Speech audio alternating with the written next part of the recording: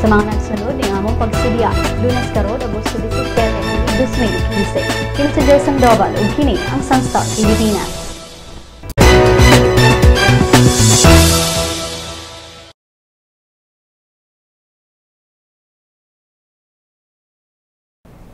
Pag-asa, gibantayan karon ang duha ka mga bagyo nga anaa sa gawas sa Philippine Area of Responsibility. Hilabi na nga ang usa sa mga bagyo gikatakdang mosulod sa par ugmang adlawa. Ang duha ka mga bagyo mao ang bagyong Goni ug Atsani. Si Pag-asa weather forecaster Shaira Nunot nibutyag nga ang usa sa mga bagyo nga adunay international name nga Goni adunay hangin gikusog 130 km/h ug moabot sa 160 kph. Kung magpadayon ang gipaspason ug ang pag-irog ni bagyong Goni, gikatakdang musud kini sa par ugma sa hapon ug panganlan ug bagyong Ineng. Ang bagyo gikatakdang mukusog apan gamay lang ang tsansa niini nga mahimong super typhoon category. Ang bagyo mosubay sa giagian ni bagyong Hana ug dili daw kini maglandfall sa bisan asang parte sa nasod apan mopakusog sa habagat nga mao'y magdala og pag-uwan sa kasadpang bahin sa nasod. Samtang ang laing bagyo nga adunay international name nga Atsani uhay nasigpatan sa 4,055 kilometers sa kasadpang bahin sa Southern Luzon. Gamay ra sab ang tsansa niining musud sa nasod apan kung makasud kini sa par, tawgon kini og bagyong Jenny. Alang sa kahimtang sa panahon karong adlawa atong makauban si Ma'am Vanji Tolentino gikan sa Pag-asa Mactan. Good morning, atong lakas panahon sulod 24 kamatak na atong sanuksis. And the typical convergence zone kon ITC said nitados na dinis kabisya atong ng sistema atong forecast. Bakas nating mga pangkalangitan, nibas mahinatos kasarang ng mga pag-ulan, ganyan lang padagsang o papata kapunod o kilat ang mga lugar sa Kabisayaan. Dapat nalalawigan ng syudad sa Cebu, iyon sa Zamboanga Peninsula, Caraga. Samta sa pagdapis atong nasa pasatig may panahon, gawas na mas may pangadaolang kalangitan, dapat sa mga patak na pag-ulan o patak kapunod o kilat.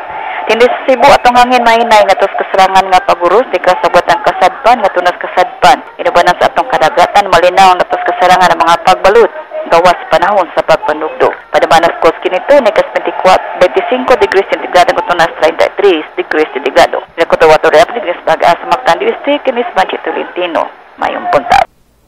Usa ka 2 anyos nga bata ang namatay humikaon og wafer stick sa dakbayan sa Lapu-Lapu dinhi sa probinsya sa Cebu. Matod sa doktor sa Vicente Soto Memorial Medical Center nga ang gikamatyan ni Carl Jad Talingting kay septic shock nga hinungdan sa acute gastroenteritis inubanan ug grabing dehydration. Ang igagaw ni Carl Jad nga si Jaden Liam Kanyamo nikaon sabog biskwit ug nakasinati sab og pagsuka-suka apan naka-recover ra kini. Ang manag-igagaw igingong nikaon sa strawberry flavored wafer stick nga gidala ni Gretchen Jugan inahan ni Jaden Liam. Ang maong biskwit ana asulod sa usa ka unlabeled plastic bag ug gikan kini sa kauban sa trabaho ni Jugan sa Mactan Economic Processing Zone. Sigon sa mga ginikanan ni Carl Jad nga sila si Charlie ug Janil nga nisulti si Jugan nga ang mga wafer stick gi-repack sa kauban ni Jugan ug gikan ang mga pagkaon sa usa ka biscuit factory sa dakbayan sa Mandawi nga gikatahong ang maong mga wafer stick gi-smuggle lang paggawas sa factory. Nangayo karon ang amahan ni Carl Jad og hustisya alang sa iyang anak tungod kay dili man masakiton ang bata. Apan matod niya nga andam silang muareglo sanglit bisan og ana ay mapriso o wala, dili na mabalik ang iyang anak. Samtang si Provincial Health Officer Dr. Cynthia Genosolango niabiso sa publiko nga mopalit lang og mga pagkaon nga tarong ang packaging ug luwas tan-awon ug kanon.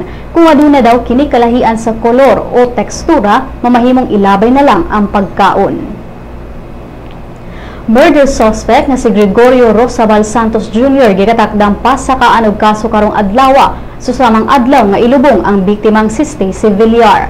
Matod ni Police Chief Inspector Ariel Philip Pontillas, Homicide Chief sa Cagayan de Oro Police Office, nga ilang isangat ang kasong murder batok ang Santos karong adlawa. Human kini ni surrender ni adtong Sabado. Si Santos mao'y suspect sa pagpatay sa 14 anyos nga si Stacy Villar dito sa Morning Mist Village ni adtong niaging Huwebes. Wala hinuon mutugan si Santos sa iyang kalambigitan sa pagpatay sa dalaga apan matod sa mga pulis nga ang iyang pag-surrender mao'y nagpakita nga nalambig siya sa krimen.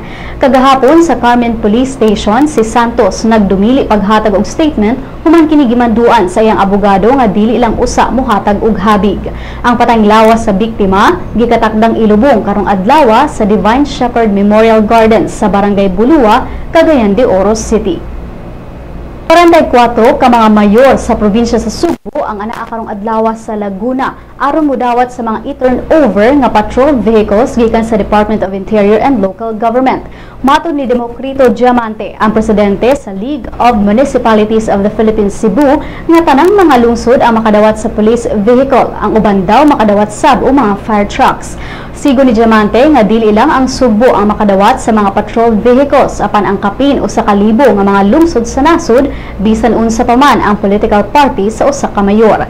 Sa bahay ni Medellin, Mayor Ricky Ramirez iyang gibutyag nga nalipay siya og wa magdahom nga makadawat sab sila og apil. Samtang imbis karong adlawa ipahigayon ang State of the Province Address ni Cebu Governor Hilario Davide III, gibalhin kini karong Miyerkules sa alas 3 sa hapon. Kininunot sa gipahigayong turnover sa mga patrol vehicles sa Laguna. Ug gani ang mga balita gikan sa ubang bahin sa nasod.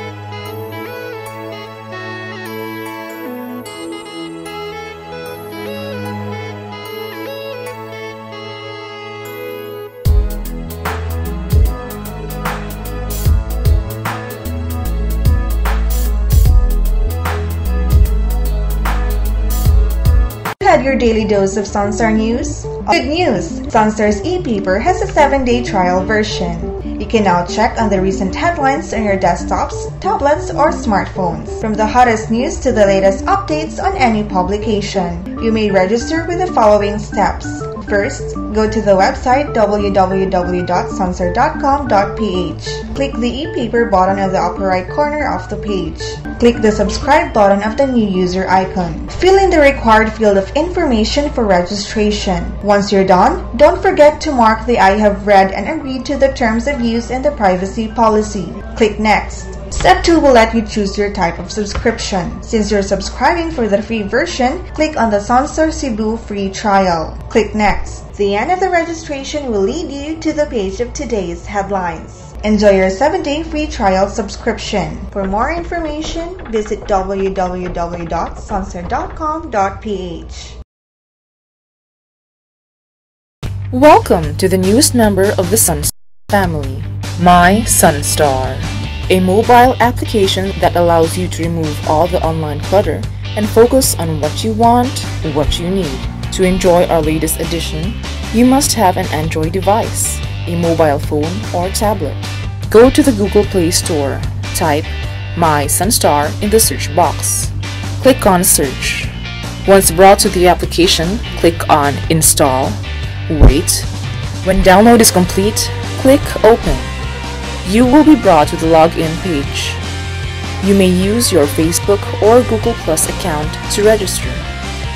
If you are already logged into your Facebook, registration is automatic. Next, select your interest. Click on at least 3 categories and at least 1 location like Cebu or Davao or any of the cities in the Sun.Star network. When you're done, click on Done. Great selection! If you do not select any category or location, you will automatically be brought to the News Bits section where you can find, in one glance, a list of news of the day that you should know.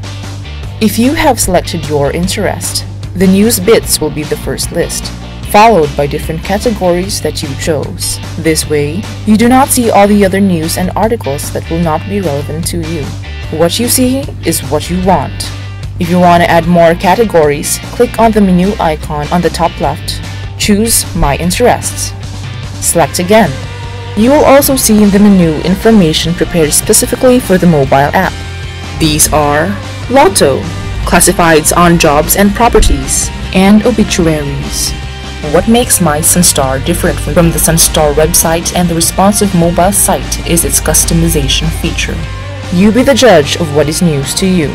This app will also be available soon on the Apple Store, so those with iPhones and iPads can enjoy My Sun.Star. Thank you! 10 high school teams, 7 college squads, 2 divisions, fighting for the championship crown. Who will win Cesafi 2015? Watch every game live at www.sunstar.com.ph. Visit cesafi.sunstar.com.ph to get the latest updates.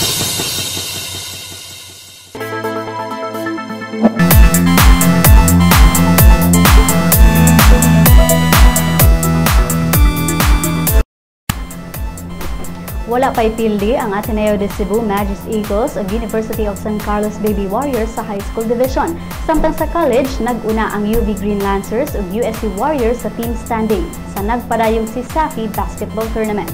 Ang detalye sa report ni Lea Capuyan.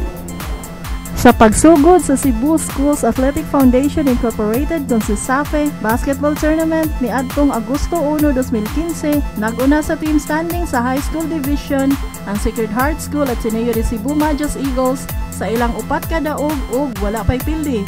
Gisundan kini sa University of San Carlos Baby Warriors nga dunay 3 ka daog ug wa gyapon pildi.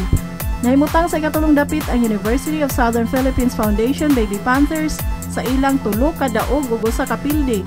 Misunod ang University of San Jose Recoletos Baby Jaguars sa ilang 1 win, 1 loss record. Dayon ang University of Cebu Junior Webmasters sa ilang 2 wins ug 2 losses. Dayon ang University of the Visayas Baby Lancers, Cebu Eastern College Dragons, Cebu Institute of Technology University Wild Kittens ug ang Don Bosco Technology Center Baby Grey Wolves. Samtang sa College Division, nag-unas ang University of the Visayas Green Lancers sa ilang 4 ka daog ug walay pildi. Gisundan sila sa University of San Carlos Warriors nga dunay 2 ka daog ug wa gyapon pildi. Ug nahimutang sa ikatulong dapit ang Southwestern University Cobras sa ilang 3 ka daog ug 1 ka pildi. Gisunod ang University of Cebu Webmasters, dayon ang University of San Jose Recoletos Jaguars, Cebu Institute of Technology University Wildcats ug ang University of Southern Philippines Foundation Panthers. Alang sa dugang kasayuran kabahin sa Cesafi Basketball Tournament, lakip ang mga replays ug schedule, bisitaha ang cesafi.sunstar.com.ph. Lea Capuyan sa Balitang Sports. Mga kabisdak! Ania na ang atong magazine! Bisdak! Kabisdak ato ang gikan sa bagman hangtod norte. Isan asa, mapadpad, bisayang dako, makalupad. Mahigugmaon, matinahuron, matinabangon, mapasigar buhon. Bisayang dako, ehemplo sa maayong lumulupyo. Ania na bay? Ato ni bay? Original ni bay? Bisdak magazine ni bay? Ang Bisdak Magazine mapalit sa Newsboys ug sa inyong suking tindahan.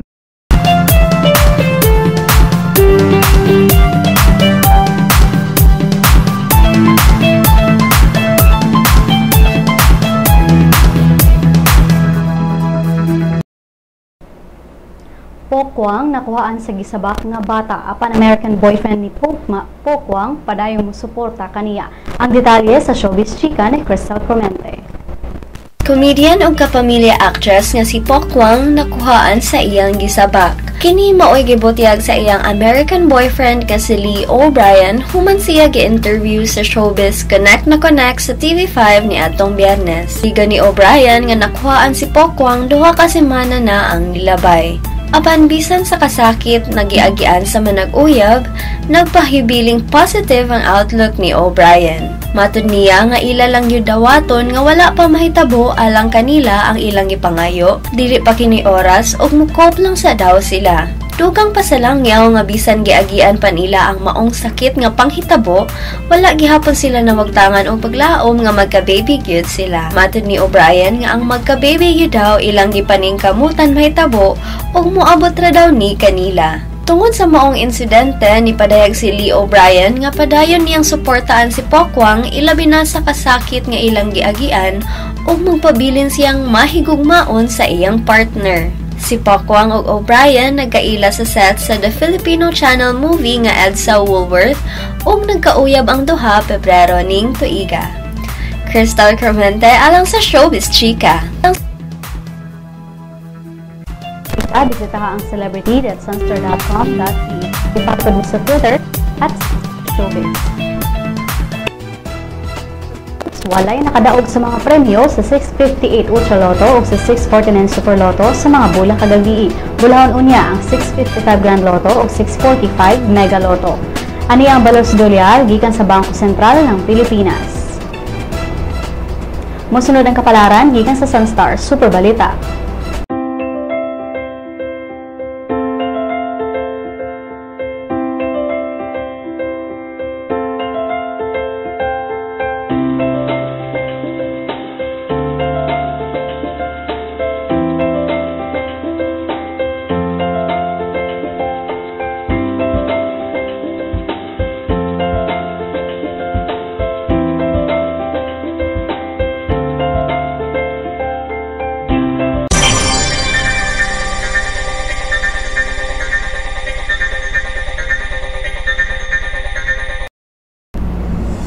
Ug dinhi natapos ang atong mga balita karong adlawa. Alang sa dugang pang updates, bisitaha ang www.sunstar.com.ph. I-follow sab ang mga updates sa Twitter at Sun.Star Online ug sa Facebook, Sun.Star Pilipinas. Kini si Joy Sandoval ug kini ang Sun.Star Pilipinas.